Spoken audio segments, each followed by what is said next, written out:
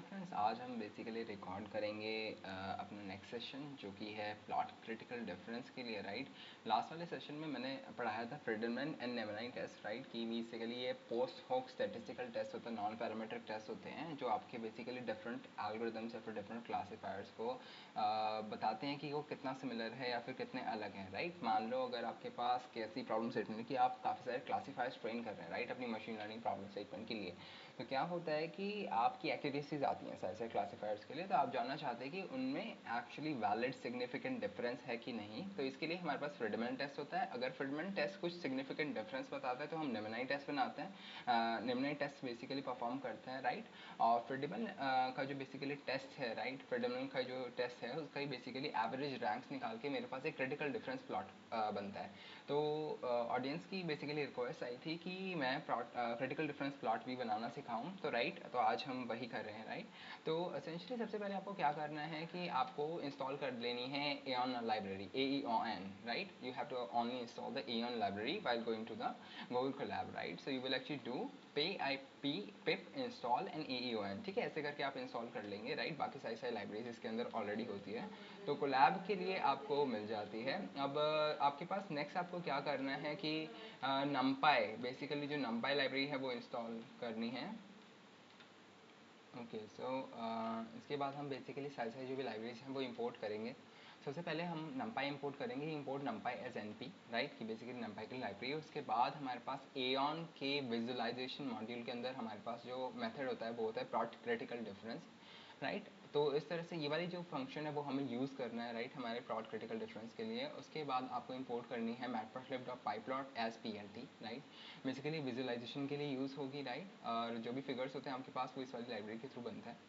अब आपके पास होगा scipy.stats के अंदर से रैंक डेटा, राइट, ये मैं बताऊंगा कि यूज़ होगा, पर scipy भी आपके पास ऑलरेडी इंस्टॉल होती है, तो उसके अंदर स्टार्स मॉड्यूल होता है जिसके अंदर रैंक डेटा फंक्शन होता है जो कि आपके डेटा को रैंक करने में मदद करेगा। आप मैनुअली कोड लिख सकते हैं, बट हाँ, ये फंक्शन आपको हेल्प करेगा।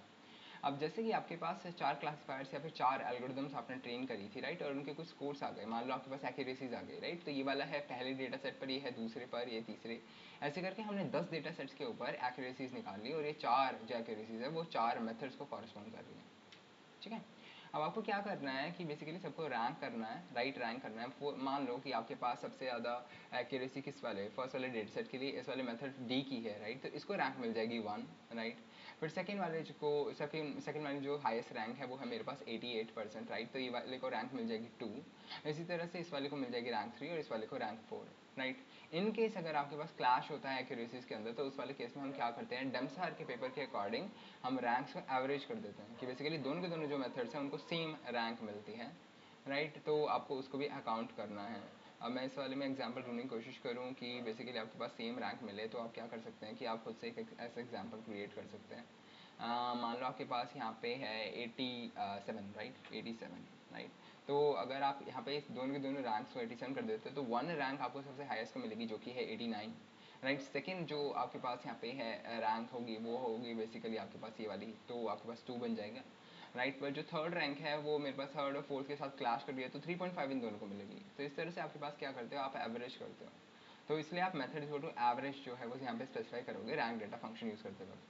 अब ये वाली लाइन क्या कह रही है कि हर एक रो, हर एक डेटा सेट के लिए जो आपके पास ये स्कोर्स वाला जो बेसिकली नंपाई एरे बना हुआ है, इसमें हर एक रो के लिए, राइट, ये ऐसे जाते हुए आपका ये लेस कंप्रीहेंशन काम करेगा, और ये जो रो है उसमें 4 पर्टिकुलर वैल्यूज होंगी। आपको क्या करना है कि आपको रैंक डेटा फंक्शन के अंदर इस वाली रो को पास कर देना और method is equal to average कर देना है, राइट। अब यहाँ पे आपने क्या किया कि method is equal to average कर दिया, और उसके बाद रो के आगे नेगेटिव भी पास कर दिया। अब नेगेटिव क्यों, क्योंकि आप चाहते हो कि हायर एक्यूरेसी को लोअर रैंक मिले। अगर मान लो आपने यहाँ पे एक्यूरेसी की जगह एरर्स यूज़ कर रहे होते हैं, तो lower error is equal to lower rank, right. तो उस वाले केस में आप नेगेटिव पास नहीं करते, बट यहाँ पे एक्यूरेसीज हैं तो आप नेगेटिव पास करोगे ताकि उल्टा हो, हायर एक्यूरेसी को लोअर रैंक मिले, क्योंकि लोअर रैंक मीन्स अच्छा।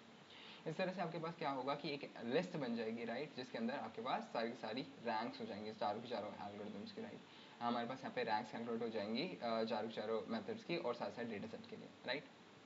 इसका हमने नंपाई एरे बना लिया, फिर हमने मीन कर लिया, राइट, मीन कर लिया और एक्स इक्वल टू 0 कर दिया। एक्स इक्वल टू 0 मतलब रो वाइज आपने मीन करा, मतलब एक पर्टिकुलर मेथड का एवरेज आपके पास आ गया। तो एसेंशियली आपको ये क्रिटिकल डिफरेंस प्लॉट बनाने के लिए आपको क्या चाहिए होता है, एवरेज रैंक्स चाहिए होती हैं सारे मेथड्स के लिए ओवरऑल डाटा सेट्स। तो आपने यहाँ पे प्रिंट कर दी कि मेथड 1 की कितनी रैंक है, मेथड 2 की कितनी एवरेज रैंक है, राइट। और फिर आपने इस तरह से डिक्ट के अंदर आपने जेप के अंदर पास कर दिया तो क्लासीफायर के नाम, राइट, जो कि आपने यहाँ पे रखे हुए थे, और सेकेंड है एवरेज रैंक, ठीक है।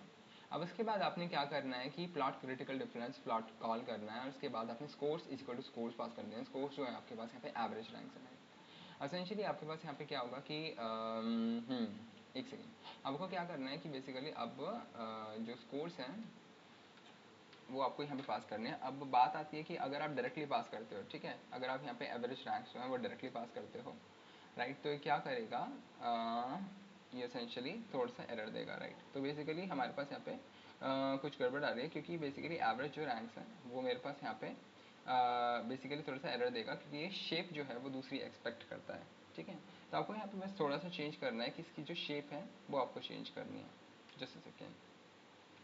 यस, तो आपके पास यहाँ पे जो इसकी एवरेज रैंक की शेप है वो देखते हैं, राइट, एवरेज रैंक्स।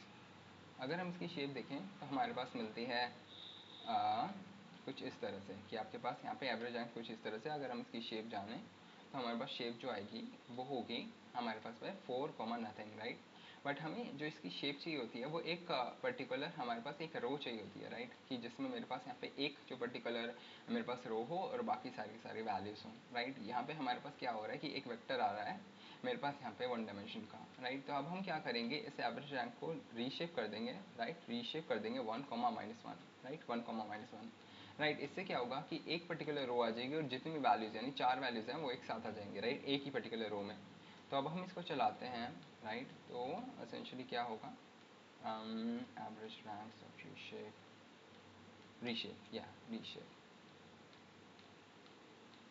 राइट। तो बेसिकली ये जो प्लॉट है हमारे पास बन के आ जाएगा, और बेसिकली जो आपके पास एवरेज रैंक है वो आपको स्कोर्स वाले पैरामीटर में डालना है। आपके पास जो लेबल्स होंगे वो हमारे पास यहाँ पे क्लासीफायर्स देने हैं, जो कि आपके पास यहाँ पे क्लासीफायर्स थे, जो कि आपके पास लिस्ट थी सारे क्लासीफायर्स की। और फिर उसके बाद टेस्ट जो है हम यूज़ कर रहे हैं नेमनाई, राइट। बेसिकली नेमनाई का जो टेस्ट है वो हम यूज़ कर रहे हैं, राइट। और अल्फ़ा की वैल्यू हमें सप्लाई करनी होती है जो इंटरनली यूज़ होती है क्यू अल्फ़ा कैलकुलेट करने के लिए। ये आप बेसिकली देख सकते हैं डमसार के पेपर के अकॉर्डिंग। विड्थ होती है कि पूरे प्लॉट के विड्थ कितने होंगे इंचेस में, तो 6 इंचेस का हम प्लॉट बना रहे हैं। और टेक्स्ट स्पेस जो होता है वो बेसिकली 1.5 होता है। वो बोलता है कि आप हर एक मेथड के लिए कितना स्पेस रिजर्व करें, तो 1.5 जितना बढ़ाएंगे उतना ज़्यादा स्पेस रिजर्व होगा। AX और टाइटल अभी बेसिकली मुझे दो चीज़ें देता है, एक तो फिगर का एक्सेस और एक उसके एक्सेस का, राइट। तो AX की मदद से हम उसका बेसिकली टाइटल सेट कर सकते हैं जो है निम्नाई क्रिटिकल डिफरेंस डायग्राम, और PLT.show आपका जो ग्राफ है वो दिखा देगा, ठीक है। तो इस तरह से आप बेसिकली क्या कर सकते हैं, अपना जो खुद का क्रिटिकल डिफरेंस प्लॉट बना सकते हैं। Thank you so much for watching and also requesting for the video. Thank you so much.